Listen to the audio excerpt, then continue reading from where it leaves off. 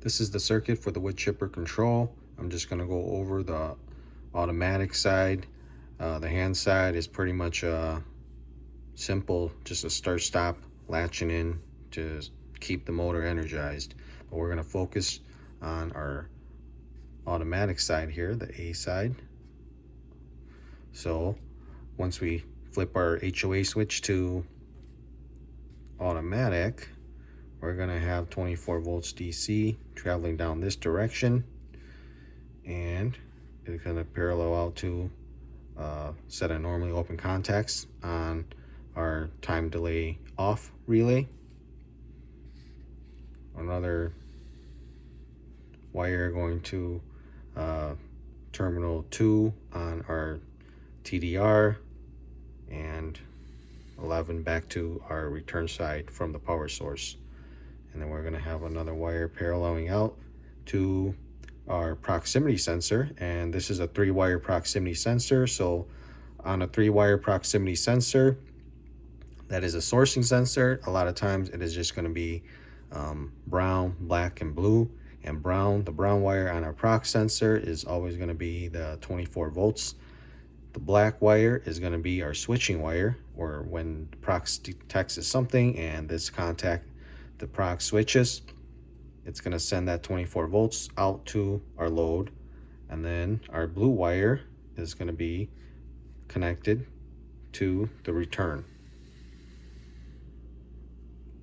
So 24 in connection to the brown, blue is going to be connected to our negative side, and black is our output wire.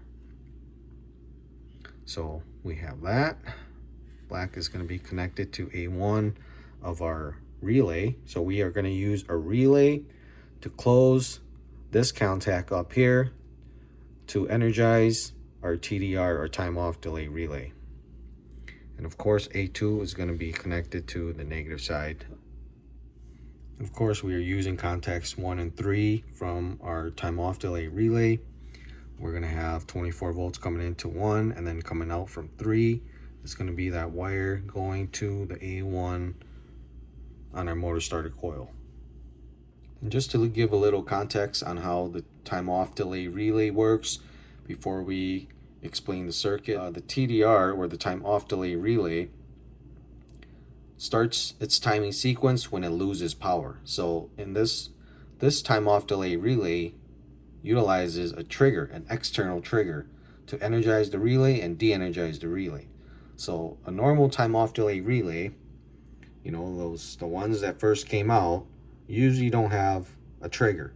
You just have your power source to the coil to 2 and 11, and when it loses that power source, it starts its timing. So it gets 24 volts, 24 volts drop, the coil de-energizes, now it starts its timing sequence. So in this case, the trigger is open, it'll have power at 2 and 11, but the coil is technically not energized yet because it needs the trigger to energize the coil. And here in this case, we are using a relay to trigger it. And this contact right here, this normally open contact here, has no power wired to it. So when the relay energizes, this is just going to close. There's actually no power going through. You're not going to run 24 volts to terminals on the TDR. It's just going to be a wire carrying no voltage looped to a normally open contact on the trigger relay. Coming out from the trigger relay, from that contact, it loops back into the TDR, whichever terminals are the trigger terminals. You would loop that normally open contact in series so that it acts as a trigger. So when this relay energizes, closes, and then it allows power to TDR. When the relay de-energizes, this opens back up, and TDR is going to start its timing sequence. In this case, it's going to be 60 seconds. And this is a normally timed open contact from TDR. So when TDR energizes, or when the trigger closes, this normally open contact is going to close. When the trigger opens back up and TDR de-energizes, it's going to take 60 seconds before this opens back up. So once TDR de-energizes, this is going to maintain close. So it's going to be closed for 60 seconds. TDR then finishes its 60-second timing. This contact will open back up and it cuts off continuity to this path over here. So the logic is there's a piece of log, a proximity sensor detects the log in the wood chipper, so it closes.